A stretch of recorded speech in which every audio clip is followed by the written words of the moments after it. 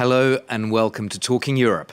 My guest is the EU's first ever Commissioner for Defence. Andrius Kubilius is a prominent Lithuanian conservative politician who was Prime Minister twice. He's been in this job since the start of December, and talking about his appointment 3 months in, the head of the EU Commission has said that it feels like the right thing at the right time because Europe has entered a new era and the time for illusions is over. The Commission's ReArmEU programme and its white paper on defence both go in the same direction, the EU taking a peace through strength position. Well, Commissioner Kubilius joins me from Brussels today. Welcome to Talking Europe, Commissioner.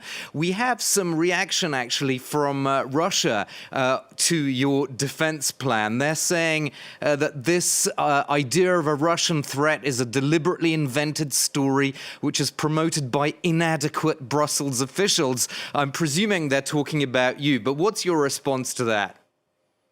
Well, first of all, thanks a lot for inviting me. And second, our policy planning is based on very clear messages we are getting from public statements of different European intelligence services. For example, German intelligence service is saying Russia will be ready to test us with new aggression against EU or NATO members before 2030.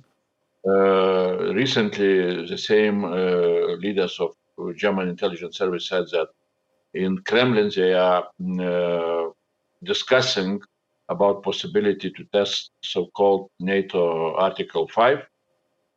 So that is what is making us very simply to ramp up our production, defense production, in order really to be ready to defend ourselves in such a way to deter any possible Russian aggression.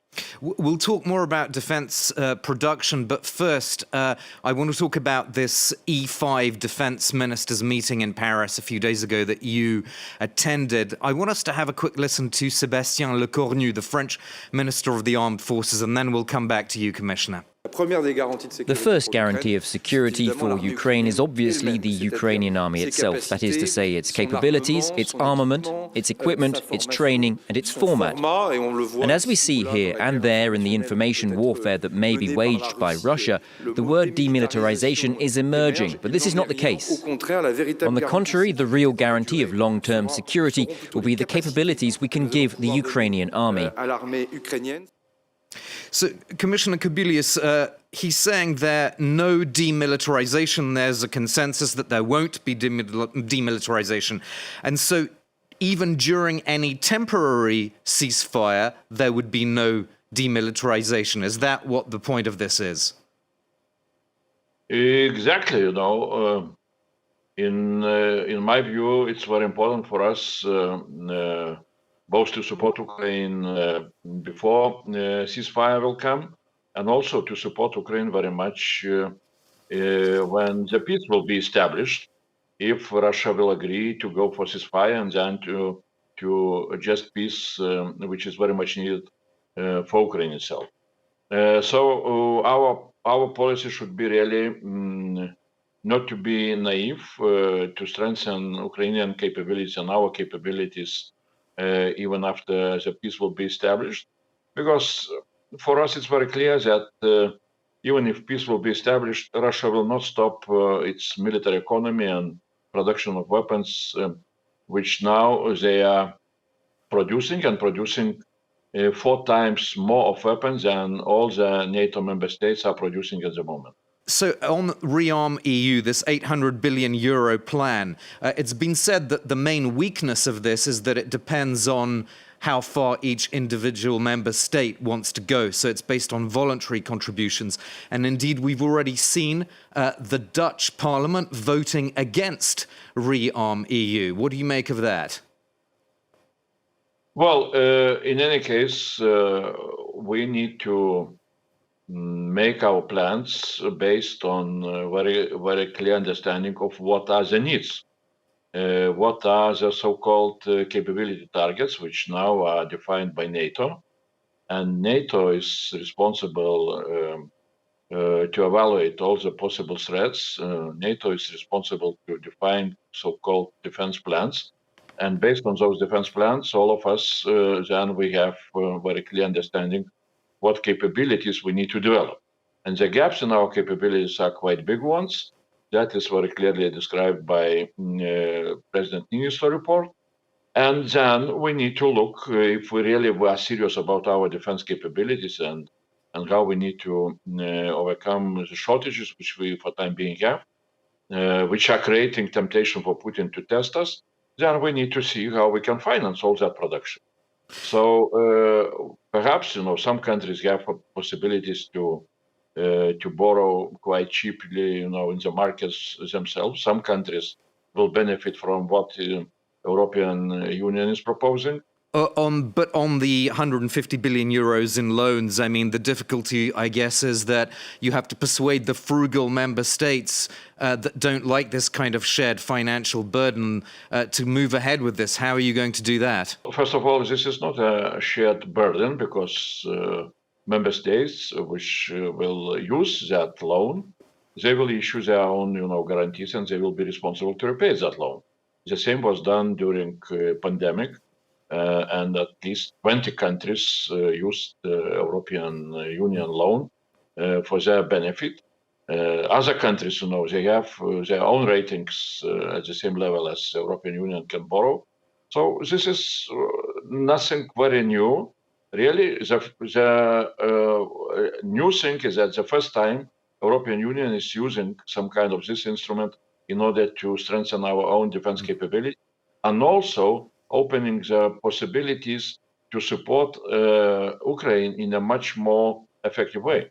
And Commissioner, there's a crucial aspect to this whole plan, which is European preference. So to build European hardware in Europe. And I believe that still has to be worked out. The details are still not clear how you're going to ensure this European preference in strategic sectors like artificial intelligence, for example. Well, definitely those questions are still on the table. Similar questions are raised in our negotiations on the program, which is called European Defence Industry Program, which is still negotiated is going through negotiations in the Council and in the Parliament. European preference is a very clear strategic goal. First of all, we need to understand and we need to see that till now, member states are spending quite a lot of their national defense money outside of European defense industry market. And in such a way, we are not supporting development of our defense industry in a most effective way. So we need to change that approach. We want to incentivize member states both to go for joint procurement and also to procure more of European weapons, because this is a way how we can build our defense industry ready for possibility to act during the real war. During the real war, defense industry is one of the crucial defense resources. It's not just another industry. Mr. Kubilius, you're the EU Commissioner for Defence and Space. You've said that Europe needs a big bang, not just in defence, but also in space. Why in space as well?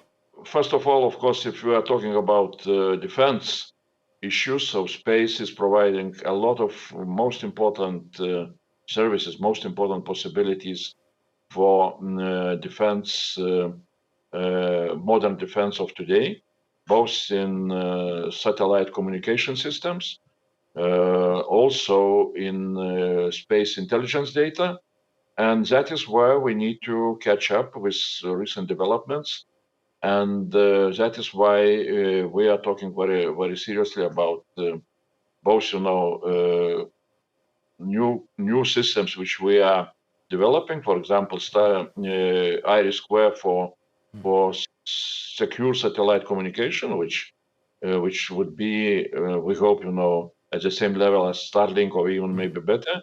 And also we need to look into how to develop the modern systems which are able to provide very precise intelligence data for our security. So Yeah, I was going to ask you about Starlink and Iris because the EU is clearly nervous that Elon Musk, who's very close to Donald Trump, might possibly at some point switch off Starlink services to the Ukrainian armed forces. Of course, Musk himself has denied that, but it's making the Europeans very jittery. Is Iris an alternative to Starlink, and how soon would it actually be available? It will be really a good alternative, but no, it will become operational only in 2029, 2030. So before that, according to our plans, which are well developed, we shall have what we can call precursor system, so-called GovSatcom, where national satellite communication systems will be integrated into one system, and that will start to be operational in the middle of this year. So that's what we are ready to do. We'll have to leave it there. Thank you so much for being on the program, Andrius Kubilius, the EU Commissioner for Defence and Space. Indeed, the first ever Defence Commissioner appointed by the EU. We'll have to leave it there, but do stay with us here on France 24.